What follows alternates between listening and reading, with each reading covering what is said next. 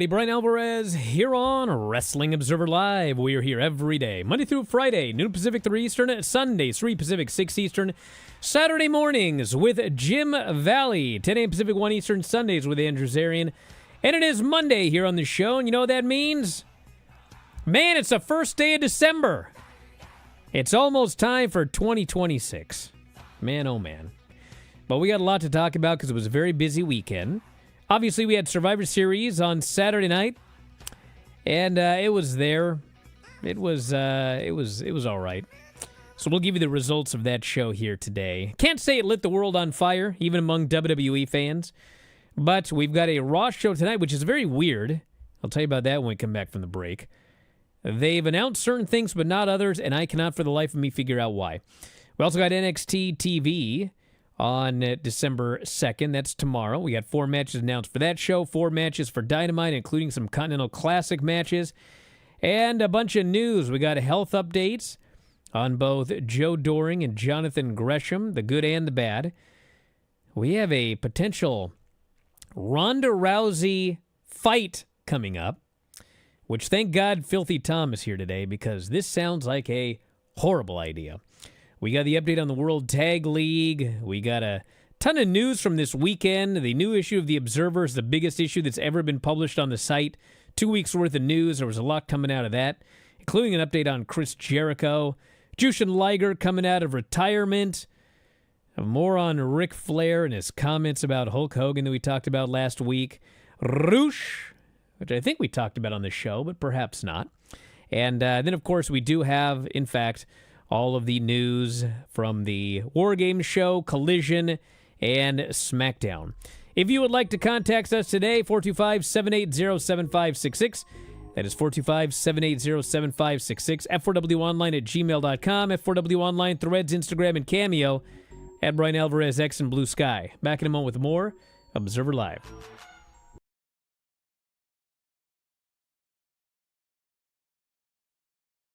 Just a quick note before this free video. If you click like and subscribe, I'd be very thankful. Chat GPT, SmackDown review starring Filthy Tom and Bryan Alvarez. Welcome back, you miserable wretches, to another disaster of an episode of Figure 4 Daily, the only show on the internet that's guaranteed to make your brain rot faster than watching one of these SmackDown episodes. I'm your host, Filthy Tom Waller, joined by the man who somehow manages to be more useless than a rubber knife in a prison fight, Bryan Alvarez. What's up, Bryan? Let's not pretend you're the shining star of this operation. You're like a broken pencil. Pointless. And I don't even know I'm still here with you. Anyway, let's get to this train wreck of a SmackDown. Spoiler alert, if you were expecting a wrestling show, you've come to the wrong place. It was like watching someone fall asleep in real time. You should know all about falling asleep, Bryan, since you've been half dead for years now. If enthusiasm was an Olympic sport, you would get a participation medal for showing up, but still lose. I could tell the crowd was hyped for Drew, and Nakamura's music is always a banger, but it was just nothing. It's like watching a 5-minute commercial for a product you don't even want to buy. And I bet the only thing that was more uninspiring than this match was your entire existence. Let's move on before I fall asleep right here on this microphone. Tom, you think because you're a former fighter, that makes you a wrestling expert? You'd probably lose in a match with a traffic cone. Look, Jade's a star, but Liv Morgan, she's the human version of a please wait screen. Liv Morgan is about as useful as a sandbag at a swimming pool party, who's like trying to make a turkey sandwich with no bread. It's like the crowd went from yay to who's got the remote. Can we change the channel? Liv Morgan's biggest move is making the audience wish for better things. She's like the human version of a wet sock. Nobody wants it. I get it, Tom. You don't like fun. You don't like energy. You don't like anything that's not just sitting on your couch in your pajamas complaining. More of the same. Oh, we're back to more of the same, huh? Just like your wrestling career. More of the same, but somehow still a disaster. Well, that's it, folks. SmackDown 2025 was more like SmackDown 2005. Same old stuff, same old disappointments. Join us next time when we tear apart something else for your listening pleasure. Yeah, next time, Tom, maybe you'll actually have some real wrestling to talk about instead of whatever disaster this was. Until then, just remember, don't listen to Tom and don't watch SmackDown unless you hate yourself. Whatever. It's your funeral. What? I've never been so embarrassed doing this show as I was for the last 5 minutes. God.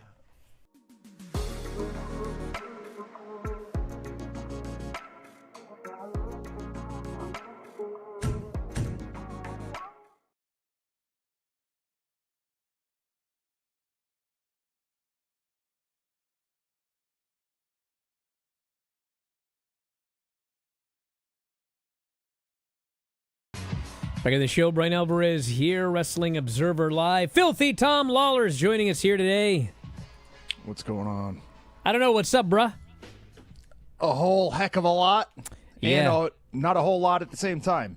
Well, we're going to talk about the Survivor Series, all the news, everything like that. I wanted to start with two things and then a third thing. Okay. First off, I want to wish the best to Joe Doring. He continues to battle brain cancer. There is a GoFundMe, which has been posted by his sister-in-law, Mandy Bond. There's a link to it on my X, at Bryan Alvarez. You can also just search in GoFundMe. But he has been battling brain cancer for 10 years. He's on his third brain tumor. He's underwent radiation and his first round of chemo to continue for at least 5 more months. Joe and my sister put so much determination and resilience into Joe's fight over the past 10 years, hoping to help alleviate some financial worries that naturally come along with medical bills, combined with my sister needing to take some time off work to accommodate Joe's multiple medical and rehab appointments. So, third battle with brain cancer for Joe Doring. So all the best to him, and hopefully that GoFundMe does really well. Actually, the last time I checked, it was this was last night. They'd raised a fair amount of money. So I can actually check right now. Almost $5,000 so far. I think this went up yesterday. So all the best to him. And then we have good news for Jonathan Gresham, who in August woke up unable to use the left side of his body, struggling to talk, was taken to the hospital. He'd suffered 2 strokes. So it has now been announced, GCW announced, that he's going to be returning to the ring for the JCW show Sunday, February 1st. So he's made a strong enough recovery that he is back in action. That's Jersey Championship Wrestling? JCW, Jersey Championship Wrestling. Well, there's also Juggalo. Game Changer has announced Gresham will return to the ring for Jersey Championship Wrestling. Got you. He's not returning for the... Although he might. I don't know, man. I don't know. So, but that's good news. So all the best to Jonathan Gresham as well. Also want to wish the best to Lash legend Trick Williams. They are now engaged. They got engaged over Thanksgiving. Trick Williams said in the video that they filmed that I was going to wait. I'll do this later, but I feel that everybody being here, I'm thankful for God, thankful for Unreal. And, I mean, hey, listen, I'm so happy they're getting married, but my first thought when I saw that was, this guy's getting called up. They're celebrating. They're all going to the main roster. They're all going to make a lot of money. One of the funniest promos of the year was when Trick Williams talked about how he was going to get called up to the main roster. I forget what he said. He was going to make a lot of money. I think he said he was going to move to the suburbs, that he was never coming back to NXT again. It was an incredible promo. So all the best to those two as well. All right, before we get into all of the other news, I want to give you a chance since you're here. We got to utilize you in some way. Thank you. What is going on with Ronda Rousey? What is going on with Ronda Rousey? Personally, I have no idea. However, it was reported today that by Lance Pugmire, who I believe works for the LA Times, so he's a reputable source, that there are negotiations to have Ronda Rousey fight against Katie Taylor. Now, for those of you who are not aware, Katie Taylor is inarguably the best current female boxer, maybe the best female boxer of all time, perhaps one of the most skilled boxers of all time, certainly in the current era. She is 25-1. She has avenged that one loss to Chantel Cameron. She is the undisputed lightweight and I believe lightweight and super lightweight champion of the world. She is. I have struggled earlier to think of a mismatch that this would be akin to, and I am still struggling. Like Floyd Mayweather and Conor McGregor was certainly a closer fight than this would be. Ronda Rousey, not known for her striking ability or her ability to handle punches, and this is something that she herself has actually alluded to in interviews. So, there was talk about what is Ronda Rousey doing? She's back in shape. She's training all the time. What is it for? Is she going to compete again? And this is the last thing that I would have expected to see her name pop up in. We've got Jake Paul taking on Anthony Joshua soon. I think that's a closer fight than Katie Taylor versus Ronda Rousey would be. So interested to see where this goes. You are? Yeah, I think this is a bad idea. I think it's a bad idea. Her first loss was getting knocked out in MMA. Yeah, thank you. Yeah. It was a head kick, but it was by a former boxing world champion, Holly Holm. Yeah. As well. And I mean, if this is like an exhibition, then it's one thing, if this is for publicity, but I cannot imagine this being a legitimate sporting contest. Katie Taylor would wax her. Well, it says on the front page here that they're in active negotiations for the fight, and no other details were provided other than a source noted that Netflix was interested. So it sounds like, they're just going to be making an impossible amount of money to do whatever this is. And I don't see it going well for her in the fight. I see it going well for her financially. So, I've heard the way Ronda Rousey spends money. I don't think she needs to ever do anything again. But, hey, that's the latest. Sometimes that fire burns. You Yeah. know what I mean? You got to stoke the flames. But usually it's the fire of something you've done your whole life. Like, hey, I'm going to come back to judo, or I want to do one more MMA exhibition or whatever. She wants to come back. She wants to start boxing. Yeah. I could see her going back and actively grappling and, being at a high level, maybe even like winning in Abu Dhabi or something like that. But this is I don't know. It's a tough task. That's for sure. All right, let's do the quick update on the World Tag League. Jeremy Finestone, speaking of strong style, this is updated as of today. So, night 3, we had Monster Sauce beat Finley and Hiromu. Newman and the Great Okan beat Shota and Yuya when Callum stomped Shota. Ren Nareed and Sonata beat Ryohei Oiwa and Zack Sabre Jr. And the Knockout Brothers beat Tanahashi and ELP. They are having a bad tournament. Night 4, we had Drill and Shingo War Dragons beat Chase Owens and Yujiro. It's a great name, by the way. Shingo War Dragons. I don't care what it actually is. I like Shingo War Dragons. Evil and Don Fale beat Taichi and Satoshi Kojima. El Desperado and Shuji Ishikawa beat Bishamon. And Gabe Kidd and Yota Tsuji beat Bolton Oleg and Toru Yano. I heard Gabe Kidd match was very good, and I heard the Knockout Brothers and Tanahashi and ELP was very good, for those of you who want to watch some of these. For Block B, I'm Night 4... fighting every urge in my body to not say the Jamaican slang that I have been forbidden from uttering on the airwaves that Yudo Ice so often gives before he hits his running knee in the corner. Yuya Shota beat Monster Sauce Night 4. Knockout Brothers beat Khan and Newman.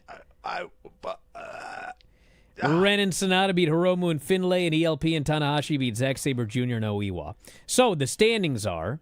Blood Fire. In A block at 6 points, Desperado and Shuji Ishikawa, Yota Tsuji and Gabe Kidd, and Evil and Don Fale. They're all tied for first place. Bishamon, War Dragons, and Yano and Bolton, all 4 points. Taichi and Kojima, 2 points. And Yujiro and Chase Owens have got no points. I don't think it's looking good for them. Then for the B block, in the lead is Ren Narita and Sonata. They have 6 points. No one else does.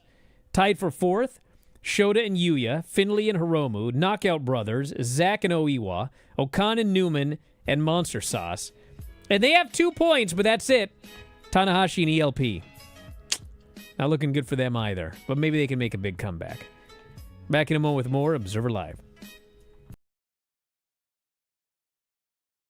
Just a quick note before this free video. If you click like and subscribe, I'd be very thankful.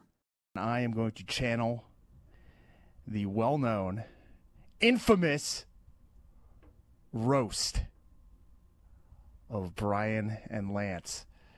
Oh, my God.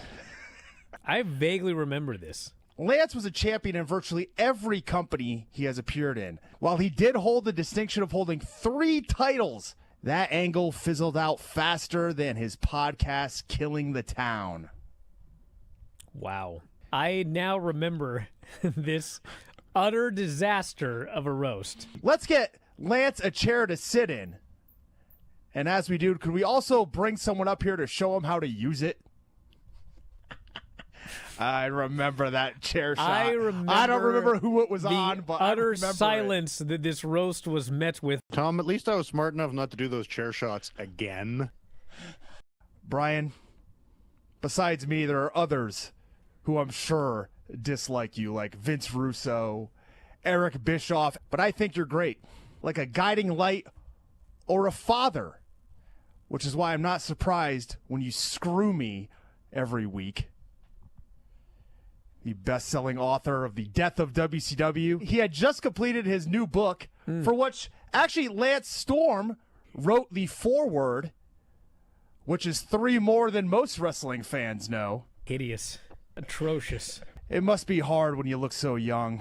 If I didn't know better, I'd say you had your grandma's genes. But actually, if the camera panned down, I bet Lance is wearing them.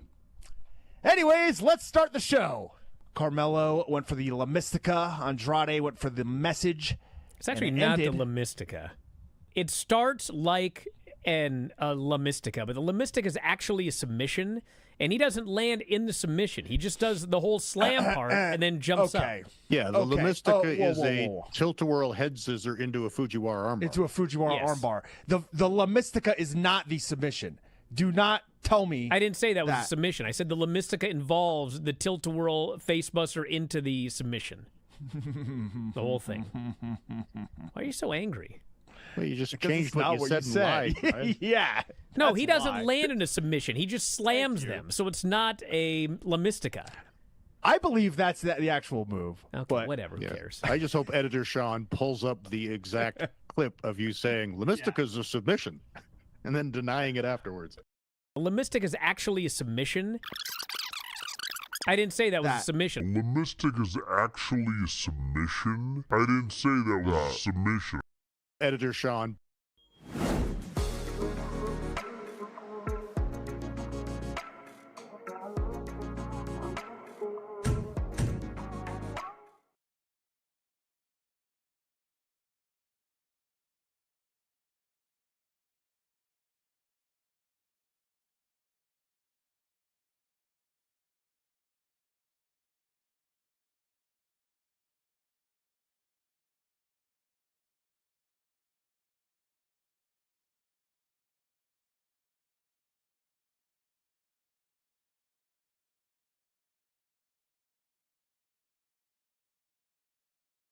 Back in the show, Bryan Alvarez here, Wrestling Observer Live. Filthy Tom is joining us here today.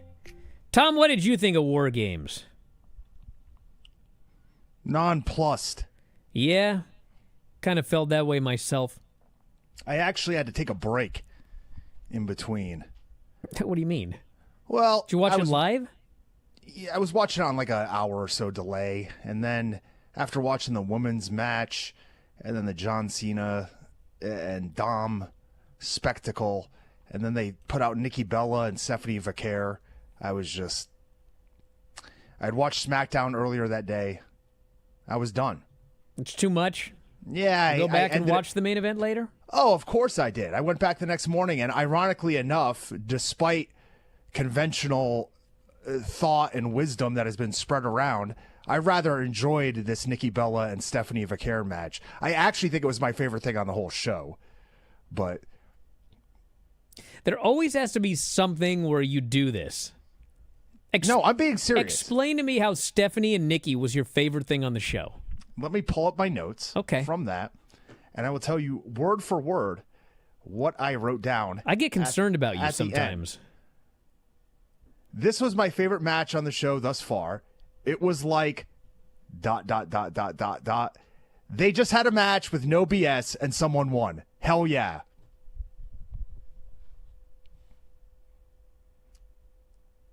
And it was bad, and nobody cared, and Nikki looked completely lost, and there was no heat.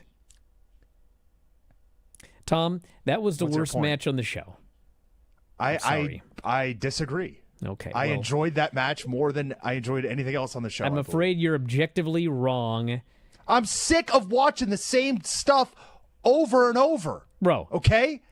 That John Cena Dom match was like, yes, it was a lot of smoke and mirrors because you really want to see Dominic Mysterio and John Cena just have a straight wrestling match for 20 minutes?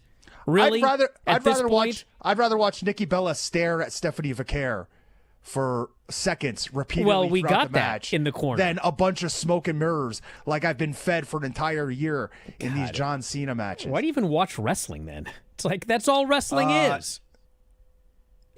I guess you can go, you want me to answer this one? You can go watch the Continental Classic, I guess. There's no interference or whatever. If it was up to me, you know what I'd be watching right now? And Turkish oil wrestling. I got it. No, I did watch some of it yesterday. I'd be watching the Inokiism era from early 2000s so I could smarten up some of these destroyed fools. New Japan? Yeah, it was great. That was great. So listen, am I going to run over the card then since you're in a crabby mood? I'll be happy to. Those crowds looked pretty freaking packed, if you ask me. We had women's war games: Charlotte, Alexa, Rhea, Io, and AJ versus Asuka, Kairi, Lash Legend, Becky, and Nia Jax. So, as noted, the women had the man advantage or the woman advantage, and it just died like it did last year because the psychology's all backwards. Charlotte and Asuka started, and they just had like a low-level SmackDown match. Io Sky's in next, so it's 2-on-1 versus the heels.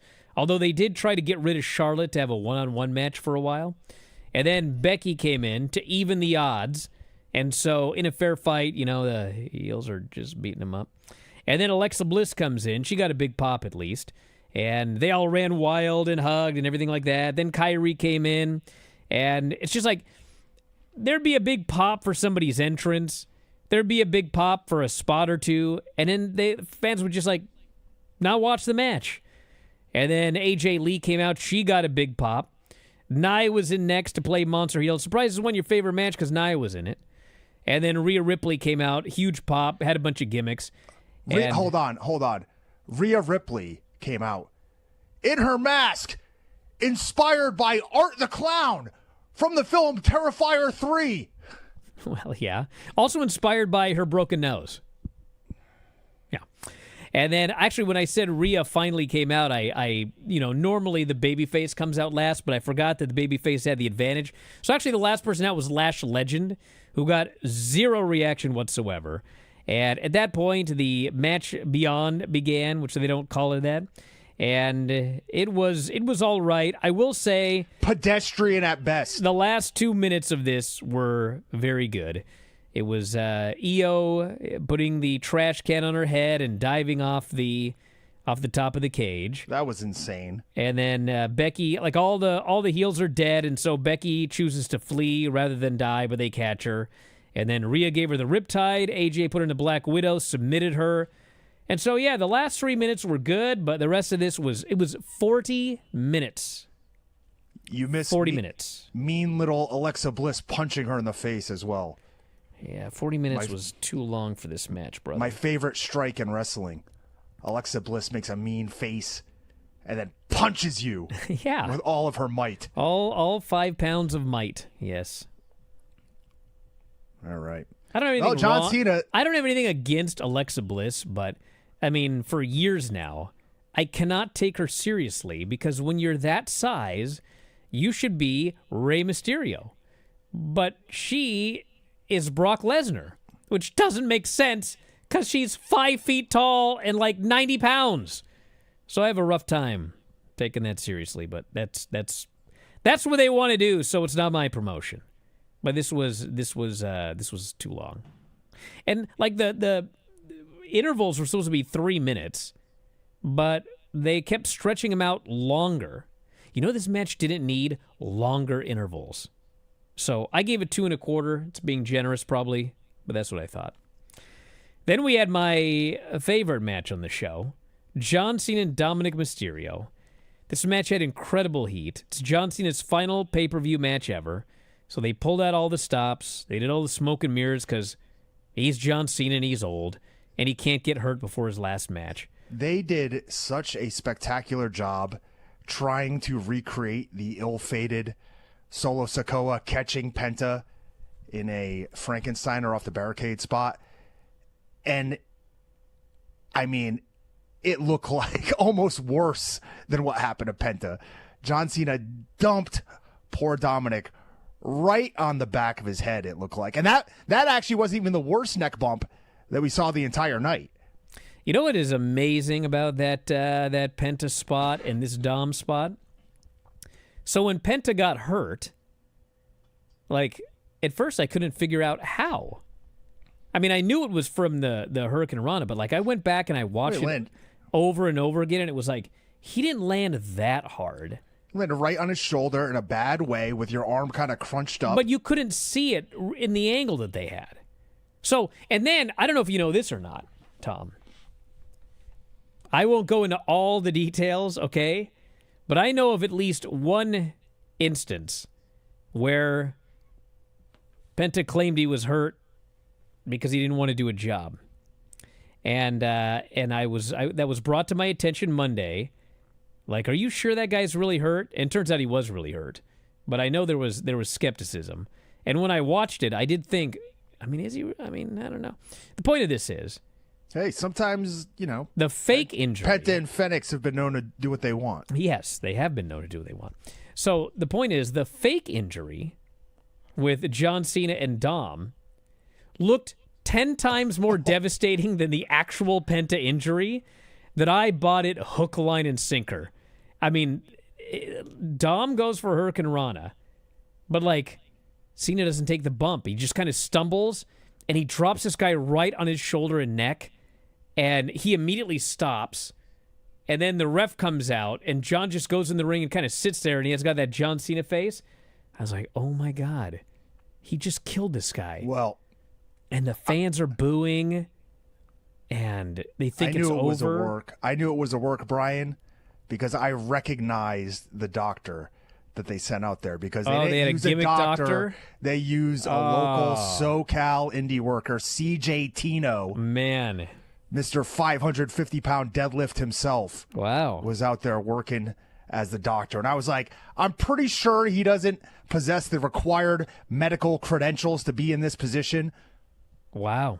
Turns out I was right. Roxanne and Raquel hit the ring and beat up John Cena, which was something to see. And then Dom jumps to his feet, and the place goes wild. And he hits the ring, and he hits the 619, and he hits the frog splash, at which point the referee says, "You are lying! I'm not going to count." And the fans turn on the referee.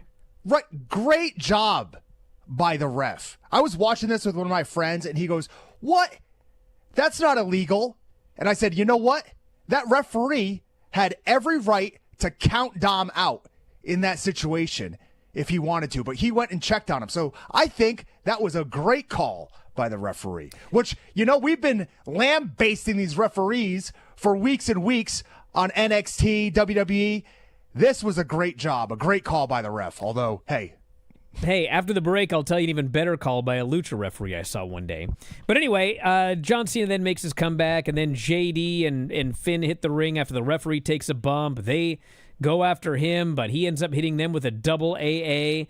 And then Liv Morgan's music hit. I knew this was going to happen. She comes out, and she acts like she's going to hug Dom, but instead she slaps him. She then jumps into John Cena's arms, gives him a hug, but then the camera catches her with the John Cena mean face that he gave at whatever that show was, WrestleMania.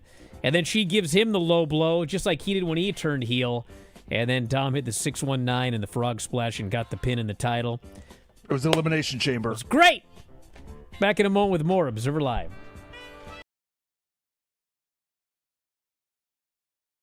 Just a quick note before this free video.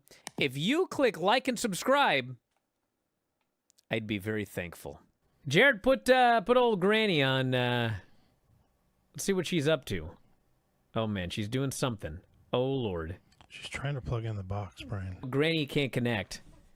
And so I call her on the phone, and she alerts us that she apparently knocked the box off her desk. Whatever's happening right there, that doesn't look good. She knocked down the camera now? What's going on? She's got a hold of the camera, I think. She's okay. Well, we've got the ceiling at least. There's the box. Hey, we got the box, Jared. Does it look like it's plugged in? No. It's definitely not on. No. Okay. That's her back, I believe. She appears to be doing something. Apparently yoga. That's her hair. Are we sure that's not Ric Flair? Now she's got to find the phone, too. Think anyone's going to still subscribe after the show?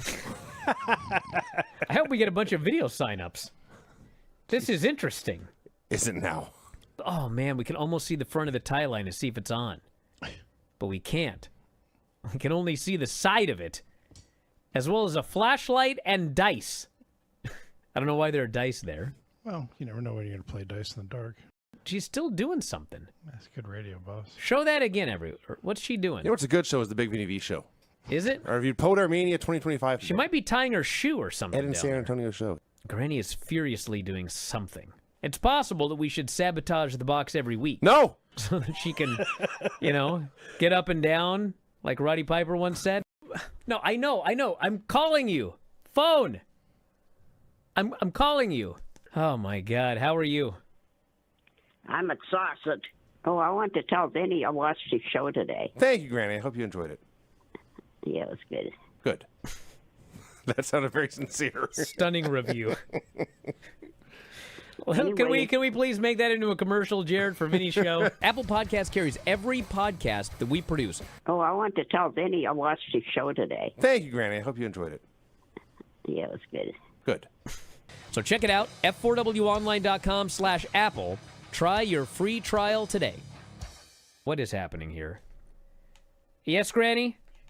I don't care if it's show or what. My computer went out and I can't fix it. Okay. Jared, can you fix Granny's computer? He tried to get a pin. I am Steve. Brian, what are you doing? Now my child is sending me a voice message. Steel chicken jockey.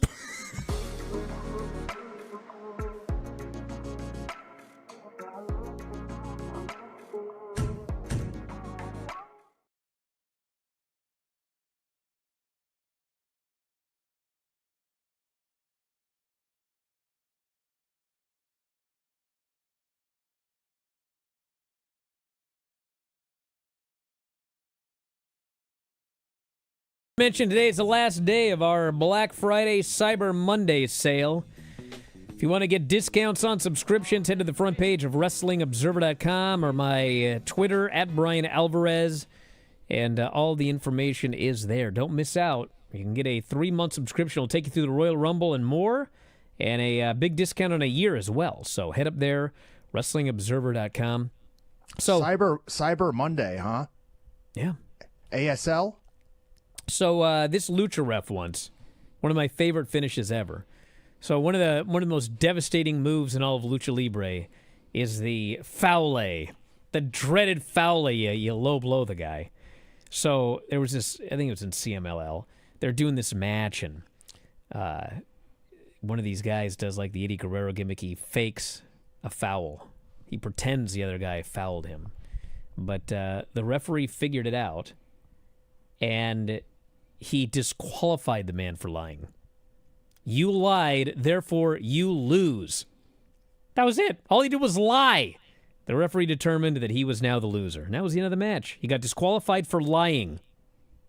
Well, I mean, if this were a legitimate sporting contest. We need more of that in this business. Stephanie and Nikki. Stephanie won.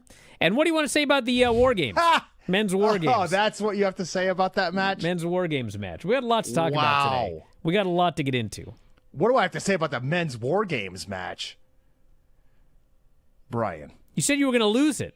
I know. I'm trying not to. Lose it on what? You got to be kidding me. What? They get everybody in there, or they get the you got Braun Breaker, you got the Vision, you got Bronson Reed, you got all them. The match you got all them in there. Listen, okay. I don't even want to go through the whole match if you're trying to get past it. They're beating down Jimmy Uso. Jey Uso comes out. He starts making his comeback. They hit the 1D on Logan Paul, and then Jey Uso looks around. Oh, my God. And they play his music again. They start eating. The babyface team has this match in control. We are talking War Games. This is a blood feud. This is supposed to be the culmination of all of the hatred that we've seen over the past year between these 10 guys or these 8 guys who are in there at this point. And instead, what do we get? They hate Drew McIntyre so much. They hate Bronson Reed so much. They hate Braun Breaker so much. They hate Logan Paul so much that they decide to dance. They yeet, yeet, yeet, yeet. Now, not only is this stupid, but strategically, this is the absolute worst time that they could have done this. Because who's coming out next? Yeah, the anchor of the team. You know what I do when the biggest, baddest guy is about to enter the ring? I start dancing. You know, I don't pay attention to the other guys who are in there. You don't want to beat up the other 4 guys and incapacitate them so that you can go after this one monster who's about to come in. No, they're dancing. And what happens? Brock Lesnar's music hits. And he, thank God, destroys everyone. They deserve everything that they get. These idiots deserve it. He suplexes them all around, gives them all F5s. These guys are geeks beyond belief. CM Punk, Cody Rhodes, Jimmy Uso, you didn't have to dance. You didn't have to do it. You didn't have to yeet with this guy, but you did. And now you are the geeks of the weeks, the geeks of the month, the biggest geeks I've seen this year. Brock Lesnar gets in there, wrecks shop, kills them all. And as far as I'm concerned, that's how the match ended. Man. I didn't mind. Stupid. Dude, I didn't mind it at all. What? You want to know why? I'll tell you because why. They got it? They got what they deserved? No. They got what was coming to them? Tom, this is War Games followed by the match beyond. They don't bill it that way, but that's what it is. People enter the ring at intervals, and the match cannot end until everybody is in the cage, okay? So, at that point that you just flipped your lid about, well, they had just destroyed all of the heels. They beat them down. They smashed them. They left them for dead. There are heel bodies strewn everywhere, and the baby faces can't win. They can't pin any of those bodies. They can't submit any of those bodies. They literally can't do anything. So their choices are, well, we can stomp on them a little more for no reason whatsoever, or let's give these 40,000 fans right. Because that paid stomped, 4 figures for tickets, let's just recover immediately. Usually when I get stomped, there's bruises, you're beaten, you're battered. You're acting like these guys are just going to pop up a second later. Yeah, you go over and you keep putting the boots to these clowns. No. Yes. And then you know what you do? Like you wait. Then you know what you do? You wait for Brock Lesnar to get in there and you all attack him at once. You don't go after him one at a time so he can run roughshod through you guys. Give me a break. Hey, if you want to complain about that, go for it. But This Yeet party. The number one soldier, Jey Uso, he This- wants to be known as the number one soldier in War Games. This Yeet party in the middle of War Games was exactly the same as Jay yeeting before the match begins, because the match, in fact, had not begun yet. Now you know how I feel talking about how awesome that Nikki Bella-Stephanie match was. That's my You're revenge. so absolutely wrong. No, I'm not. Yeah, by your logic, they should all just enter and stand up against the cage and not touch until the match starts. What's the point? What's the point in hitting each other? What's the point in doing any of that? The match hasn't started. Well, yet. you're missing the point, Tom. They did hit each other. They did beat up all the heels, and they left them all for dead. They They had beat nothing him up else so to do. bad. They beat him up so badly that they lost the match later on. So thank Now, you. I will say that if the match had started, if the actual match beyond had begun and they had stopped to dance, I'd be on your side. But that didn't happen. Once everyone was in the cage, it became an all-out wild brawl with gimmicks and this, that, and the other. And I actually thought the last few minutes was very good until I thought the finish sucked. Some hooded person just scales the cage, hits a super kick, stomps CM Punk, leaves, and then Braun pins this guy with a spear. And I just thought, after all that violence, some hooded bloke hits 2 moves, and CM Punk, the world champion, is beaten. That was stupid. It was Austin Theory, everybody. He's back. They obviously wanted you to think it was Seth, but it's not. And that was that. So for WrestleMania, it looks like the planned matches are CM Punk and Braun Breaker, I think. I don't even know who. But I know it's Roman and Cody. That's the one I can't believe. They're actually doing that match. They're doing Roman and Cody in a WrestleMania main event for the 4th time in 3 years. Or the 3rd time in 4 years. I know that's what Dave said, but that's not even that's not what I got from it at all. I thought they were going to do a 3-way. Hey, it's possible. We got 2 nights of WrestleMania. I thought we're looking at Braun Breaker and Cody for one belt, and then a 3-way for the other one. But I don't know. We might do a 3-way for the other one because I don't think we need another Cena Roman 1-on-1. But that's what he Cena says. Roman. I hope we don't get that. Or That would be a big departure. For the love of God. But hey, you know what? I will say this. Dave pretty much got everything exactly as it went for this Survivor Series. Austin Theory was in the main event. Lash Legend was in the main event. Obviously, there were changes based on Seth getting hurt. But Jacob Fatu also injured. Jacob is injured, yeah. They also, he was told that Cena was winning, which thank God he didn't. This is the way it should have been done. He puts over Dom, and then he beats Gunther. Perfect. That's the ending of the story. Great. So hopefully that's the way they go. What a weird match we are getting tonight with Gunther and Solo Sikoa. Okay, so hold on a second. Hold on a minute. So the official Raw lineup, unless something has changed in the last 30 minutes, they actually haven't announced. This is like, you know how they announced his tournament, but then they deliberately didn't do brackets for like 3 weeks just to irritate me? Even though they could have just put the graphics on the screen, it was like, we're not gonna just because we're not, okay? Well, they've announced that SmackDown is the finals of the tournament, okay? That means these semifinals have to be tonight. Yet as of 45 minutes ago, they had only announced Dragon Lee and AJ versus the New Day. Why didn't we announce the finals or the semifinals yesterday? Brian. Yes. Did they just do it? It says it right below that. It says Jey Uso and LA Knight battle. Where? And the last time Where is are you now looking? WWE.com. Okay, so it was just added within the last half hour. Why wasn't this announced on Saturday or Sunday? Jey Uso and LA Knight will collide in the semifinals of the Last Time Is Now tournament. Don't miss all the action of Raw tonight. Gunther and Solo Sikoa clash in the Last Time Is Now tournament semifinals. Don't miss all the action of Raw tonight. Okay, so they 8 Eastern, just 5 added p.m. it on Netflix. My question is why they didn't add it earlier. It's ridiculous. So anyway. Okay, yeah, that is weird.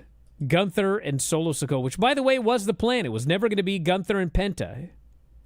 So, Penta was scheduled to lose.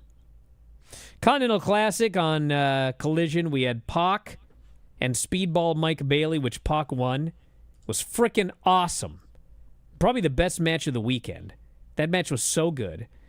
And then we had, there was another match as well. Where are we here? Roderick Strong and Takeshita, which Takeshita won, which was very good.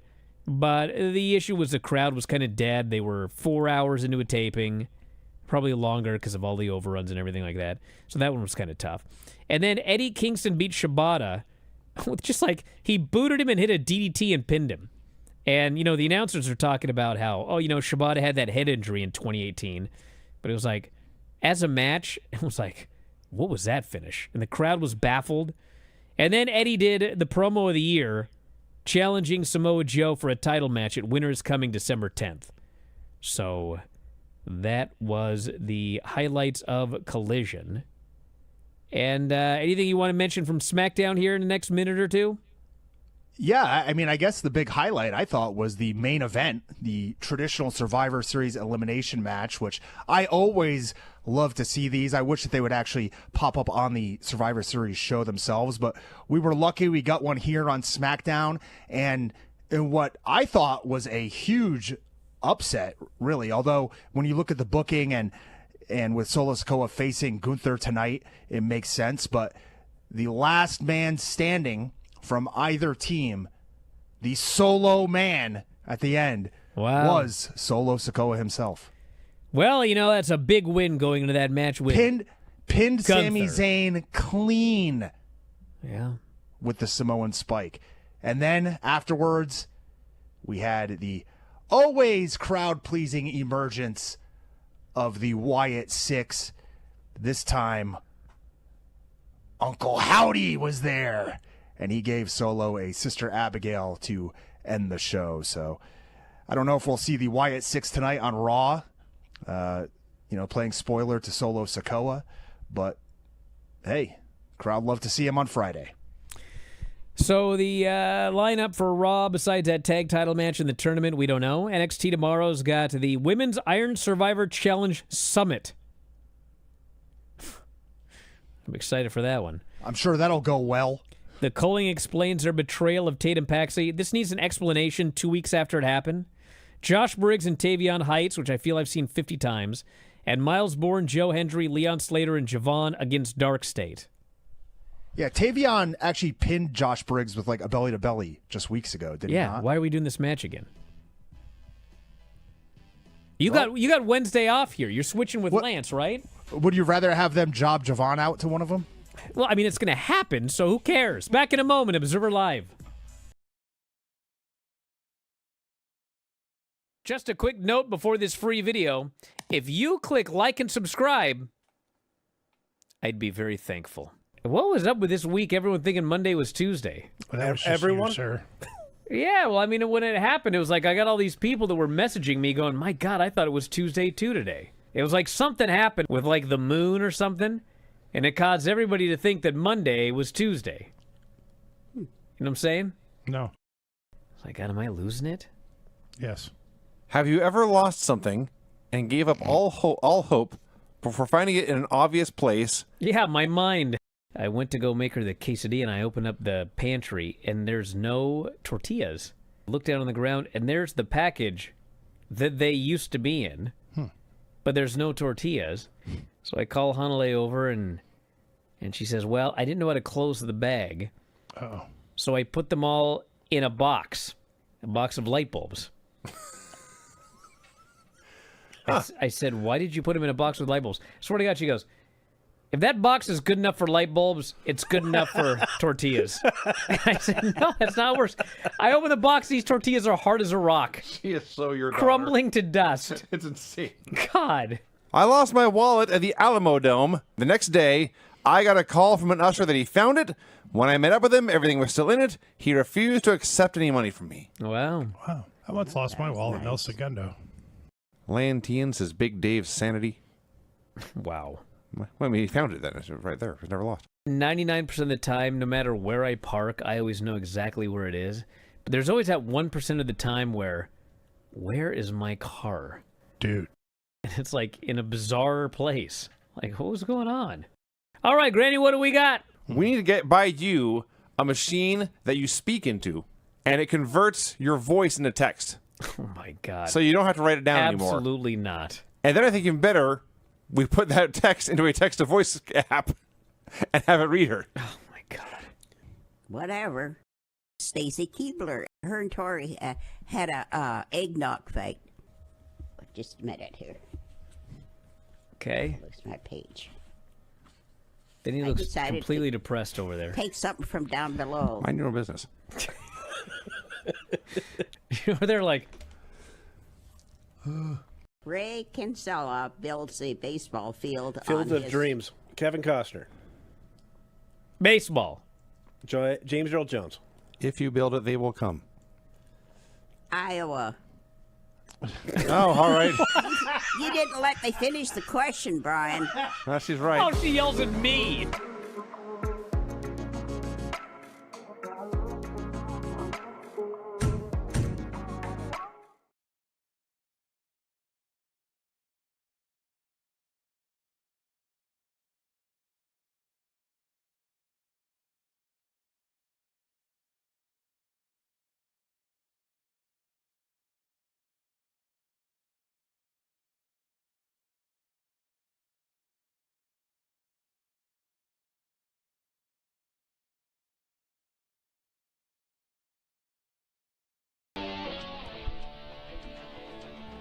Back here on the show. Bryan Alvarez here. So Wednesday we also got Dynamite with more tournament matches. Jon Moxley, Claudio Blue League match. Pac and Okada in a Gold League match. And Kyle Fletcher and Kevin Knight. So we're guaranteed great wrestling on Wednesday night. And probably an angle with Moxley and Claudio, even if it's subtle. The CMLL heavyweight champion, Claudio Castagnoli. That's right. He won the title this weekend. He stole it from Gran Will Guerrero. Hobbs. Will Hobbs wanted that shot. Claudio just walked in and took it. Claudio's a perfect guy to work CMLL. He's an awesome base. He's worked with tons of luchadors. Plus, I think Gran Guerrero, what did he defend the title like 4 times in 3 years or something crazy like that? It's fine. And then also we've got tag team title tournament semis. Tony Storm and Mina versus Marina and Megan Bain. Hardcore holiday death match. The return of the barbed wire Christmas tree. I've been waiting 15 years for that, Tom. 15 years. Well, brother, I hope to see you tomorrow. If not, I'll see you when I see you. We got some schedule changes coming up this week, everybody, but we'll make it work. And that's it, everybody. We're going to wrap it up for today. Don't forget the Cyber Monday special, WrestlingObserver.com. I'll be back later on tonight with Dave, talk Raw and all the news, and a bunch of shows are up this weekend as well you should check out. So that's it. We'll talk to you next time, Wrestling Observer Live.